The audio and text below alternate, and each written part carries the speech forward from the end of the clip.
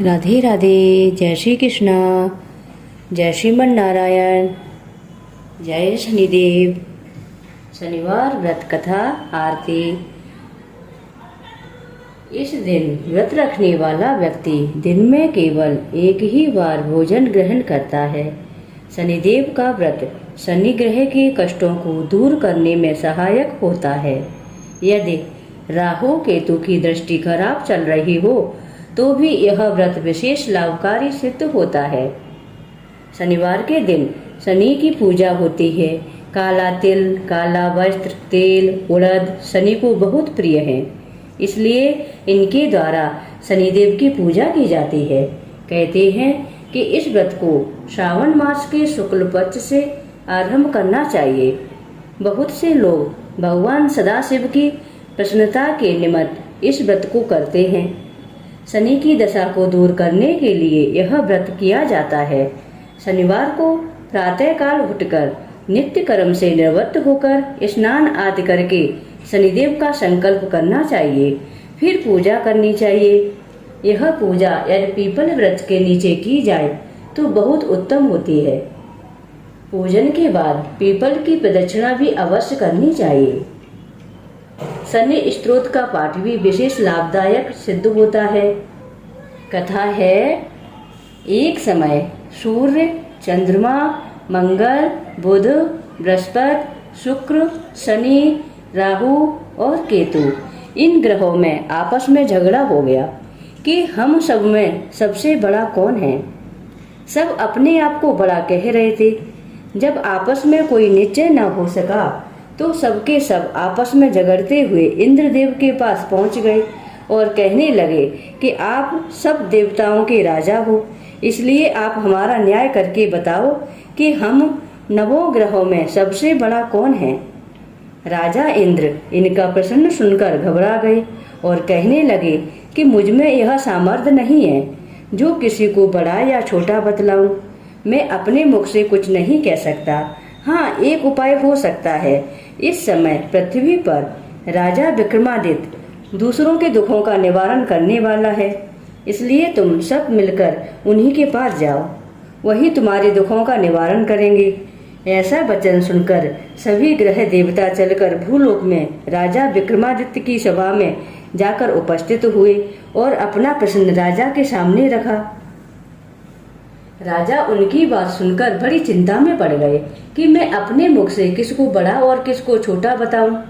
जिसको छोटा बताऊंगा वही क्रोध करेगा। किंतु उनका झगड़ा निपटाने के लिए उन्होंने एक उपाय सोचा।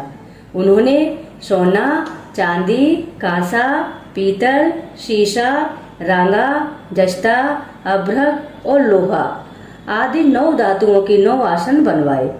सब आसनों को क्रम से जैसे सोना सबसे पहले और लोहा सबसे पीछे बिछाए गए। इसके बाद राजा ने सब ग्रहों से कहा, ये देवो, ये 9 आसन क्रम से रखे हुए हैं। जिसका आसन सबसे आगे है वह सबसे बड़ा है और जिसका आसन सबसे पीछे है वह सबसे छोटा है। शनिदेव का आसन सबसे पीछे था, इसलिए शनिदेव ने समझ लिया कि राजा ने मुझको सबसे छोटा बना दिया है। इस पर शनिदेव को बड़ा क्रोध आया और उन्होंने कहा, हे राजा, तू मेरे पराक्रम को नहीं जानता। सूर्य एक राशि पर 1 महीना, चंद्रमा 2.25 दिन और मंगल 1.5 महीना, बृहस्पति 13 महीना, बुध और शुक्र 1 से 2.5 महीने और राहु केतु उल्टे चलते हुए केवल 18 महीने एक राशि पर रहते हैं। किंतु मैं एक राशि पर 2.5 अथवा 7.5 साल तक रहता हूँ। बड़े बड़े देवताओं को भी मैंने भीषण दुख दिया है। राजन सुनो, राम जी को सारे साथी आई, उन्हें वनवास हो गया और रावण पर आई तो राम लक्ष्मण ने सेना लेकर लंका पर चढ़ाई कर दी। रावण के कुल का मैंने सर्वनाश करा दिया। इसलिए हे राजन, अब मैं तुम्हारी राशि में आ गया हूँ, अतः अब तुम सावधान रहना। राजा कहने लगा, जो कुछ भाग्य में होगा देखा जाएगा। उसके बाद अन्य ग्रह तो प्रसन्नता के साथ वहां से गए, किंतु शनिदेव बड़े क्रोध के साथ वहां से गए। कुछ काल व्यतीत हो जाने पर जब राजा को सारे साथी की दशा आई तो शनिदेव अश्वों के सौदागर बनकर अनेक सुंदर अश्वों के सहित राजा की राजधानी में आ गए। जब राजा ने सौदागर के आने का समाचार सुना तो अश्वपाल को अच्छे अच्छे अश्व खरीदने की आज्ञा दे दी। अश्वपाल ऐसी अच्छी नस्ल के अश्वों को देखकर और उनका मूल्य सुनकर चकित हो गया। उसने तुरंत ही लौटकर यह समाचार राजा को दिया कि अश्वों का मूल्य चुकाना संभव नहीं है। तब राजा स्वयं वहां पहुंच गए। उन्होंने सौदागर रूपी शनिदेव के समक्ष एक सुंदर और स्वस्थ अश्व चुना। वह जैसे ही अश्व पर चढ़े, अश्व बेकाबू हो गया और हवा से बातें करने लगा। राजा ने अश्व को साधने की बहुत कोशिश की, किंतु वह अश्व लगातार भागता रहा। अंत में वह राजा को एक बियाबान वन में पटक कर अंतर ध्यान हो गया। यह देख राजा समझ गए कि शनिदेव का कार्य प्रारंभ हो चुका है। इसके बाद राजा अकेला वन में भटकता फिरता रहा। बहुत देर के बाद राजा ने भूख और प्यास से दुखी होकर भटकते भटकते एक ग्वाले को देखा। ग्वाले ने राजा को प्यास से व्याकुल देखकर पानी पिलाया। राजा की उंगली में एक अंगूठी थी। उन्होंने उसे निकालकर प्रसन्नता के साथ ग्वाले को दे दी और शहर की ओर चल दिए। राजा शहर में पहुंचकर एक सेठ की दुकान पर जाकर बैठ गए और अपने आप को उन्होंने उज्जैन का रहने वाला तथा अपना नाम वीका बतलाया। सेठ ने उनको कुलीन मनुष्य समझकर जल आदि पिलाया। भाग्यवश उस दिन सेठ की दुकान पर बिक्री बहुत अधिक हुई। तब सेठ उनको भाग्यवान पुरुष समझकर भोजन कराने के लिए अपने साथ ले गया। भोजन करते समय राजा ने आश्चर्य की एक बात देखी कि कुटी पर हार लटक रहा है और वह कुटी उस हार को निगल रही है। भोजन के बाद कमरे में आने पर जब सेठ को कमरे में हार न मिला, भोजन के बाद कमरे में आने पर जब सेठ को कमरे में हार ना मिला, तो सबने यही निश्चय किया कि सिवाय बीका के और कोई इस कमरे में आया नहीं, अतः अवश्य ही उसी ने हार को चुराया है। किंतु बीका ने हार लेने से मना कर दिया। इस पर 5-7 आदमी इकट्ठे होकर उसको कोतवाल के पास ले गए। कोतवाल ने उसको राजा के सामने उपस्थित कर दिया और कहा कि ये आदमी तो भला प्रतीत होता है, चोर मालूम नहीं होता, किंतु सेठ का कहना है कि इसके सिवाय और कोई घर में आया ही नहीं, अवश्य ही इसी ने चोरी की है। तब राजा ने आज्ञा दी कि इसके हाथ पैर काटकर चौरंगिया किया जाए। राजा की आज्ञा का तुरंत पालन किया गया और बीका बने राजा विक्रमादित्य के हाथ पैर काट दिए गए। इस प्रकार कुछ काल व्यतीत होने पर एक तेली उनको अपने घर ले गया और कोल्हू पर उसको बिठा दिया। वीका उस पर बैठे हुए जुबान से बैल हाँकते रहे। जब शनि की दशा समाप्त हो गई और एक रात को वर्षा ऋतु के समय वह मल्हार राग गाने लगे, तब उनका गीत सुनकर उस शहर के राजा की कन्या उस राग पर मोहित हो गई और दासी को खबर लेने को भेजा कि शहर में कौन गा रहा है। दासी सारे शहर में फिरती फिरती क्या देखती है कि तेली के घर में कोल्हू पर बैठा एक चौरंगिया राग गा रहा है। दासी ने महल में आकर राजकुमारी को सब वृतांत सुना दिया। बस उसी क्षण राजकुमारी ने अपने मन में यह प्रण कर लिया, चाहे कुछ हो, मैं इस चौरंगिया के साथ ही विवाह करूंगी। प्रातः काल होते ही जब दासी ने राजकुमारी को जगाना चाहा, तो राजकुमारी अनशन लिमरत लेकर पड़ी रही। तब दासी ने रानी के पास जाकर राजकुमारी के न उठने का वृतांत कहा। रानी ने तुरंत ही वहां पर आकर राजकुमारी को जगाया और उससे दुख का कारण पूछा। तो राजकुमारी ने कहा कि माताजी, मैंने यह प्रण कर लिया है कि तेली के घर में जो चौरंगिया है उसी के साथ विवाह करूंगी। माता ने कहा, पगली, यह क्या बात कर रही है? तेरा विवाह किसी देश के राजा के साथ किया जाएगा। कन्या कहने लगी, माताजी, मैं अपना प्रण कभी नहीं तोड़ूंगी। माता ने चिंतित होकर यह बात राजा को बताई। जब महाराज ने भी आकर यह समझाया कि मैं अभी देश देशांतर में अपने दूत भेजकर सुयोग्य रूपवान एवं बड़े से बड़े गुणी राजकुमार की खोज करवाता हूँ, उत्तम राजकुमार के साथ तुम्हारा विवाह करूंगा, ऐसी बात तुमको कभी नहीं विचारनी चाहिए। कन्या ने कहा, पिताजी, मैं अपने प्राण त्याग दूंगी, किंतु दूसरे से विवाह नहीं करूंगी। इतना सुनकर राजा ने क्रोध से कहा, यदि तेरे भाग्य में ऐसा ही लिखा है तो जैसी तेरी इच्छा हो वैसा ही कर। राजा ने तेली को बुलाकर कहा कि तेरे घर में जो चौरंगिया है उसके साथ मैं अपनी कन्या का विवाह करना चाहता हूँ। तेली ने कहा कि यह कैसे हो सकता है, कहाँ आप हमारे राजा और कहाँ मैं एक नीच तेली। परंतु राजा ने कहा कि भाग्य के लिखे को कोई टाल नहीं सकता, तू अपने घर जाकर विवाह की तैयारी कर। राजा ने उसी समय तोरण और वंदनवार लगवाकर अपनी राजकुमारी का विवाह चौरंगिया बने विक्रमादित्य के साथ कर दिया। रात्रि को जब विक्रमादित्य और राजकुमारी महल में सोए थे तो आधी रात के समय शनिदेव ने विक्रमादित्य को स्वप्न दिया कि कहा, राजा कहो मुझको छोटा बतलाकर तुमने कितना दुख उठाया।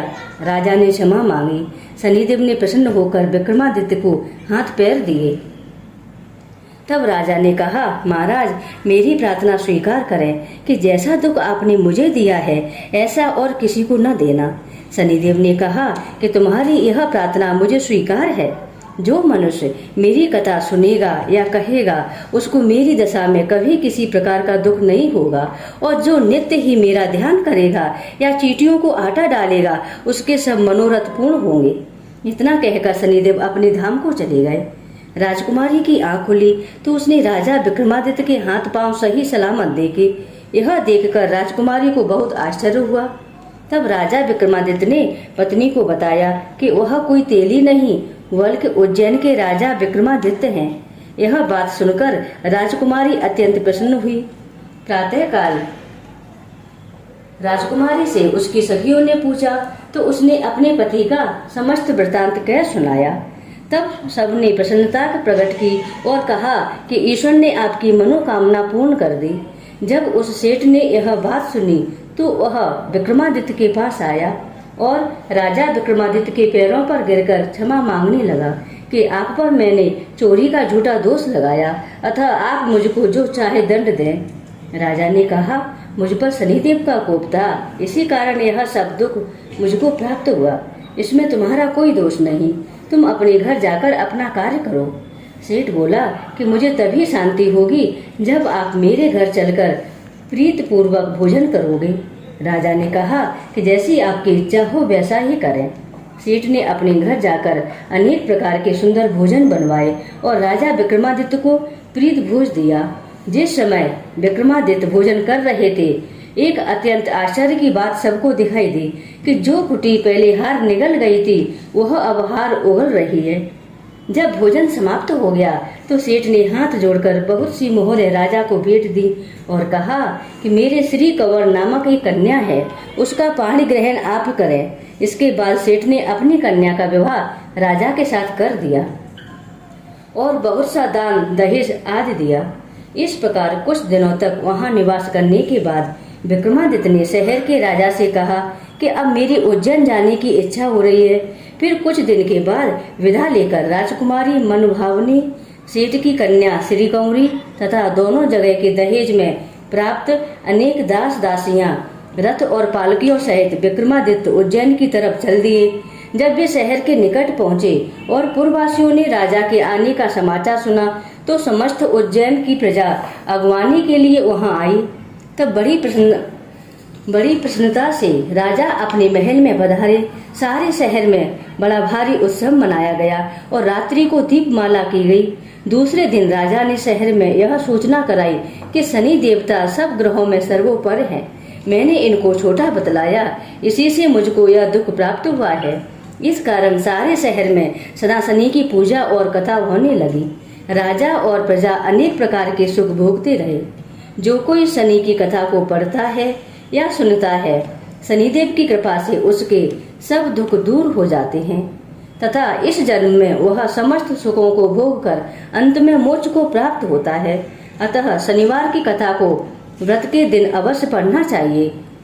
बोलिए न्याय के देवता शनि महाराज की जय। ओम शांति, ओम शांति, ओम शांति। जय शनिदेव। जय जय शनिदेव, जय जय शनिदेव, भक्तन हितकारी। जय जय शनिदेव, भक्तन हितकारी। सूरज के पुत्र प्रभु छाया महतारे। जय जय शनिदेव, जय जय शनिदेव, भक्तन हितकारी श्याम अंक वक्र दृष्ट चतुर्भुजधारी नीलांबर धार नाथ गज की अशुबारी जय जय शनिदेव भक्तन हितकारी सूरज के पुत्र प्रभु छाया महतारे क्रीट मुकुट शीश सहज दिपत है लिलारे मुक्तन की माल गले शोभित बलिहारे जय जय शनिदेव भक्तन हितकारी मोदक मिष्ठान पान चढ़त है सुपारे लोहा तिल तेल उड़द मैसी अति प्यारे जय जय शनिदेव जय जय शनिदेव देव धनुज ऋषि मुनि सुरत नर नारी विश्वनाथ धरत ध्यान शरण है तुम्हारी जय जय शनिदेव भक्तन हितकारी जय जय शनिदेव भक्तन हितकारी सूरज के पुत्र प्रभु छाया महतारी जय जय शनिदेव जय जय शनिदेव। बोलिए न्याय के देवता शनि महाराज की जय। जय शनिदेव।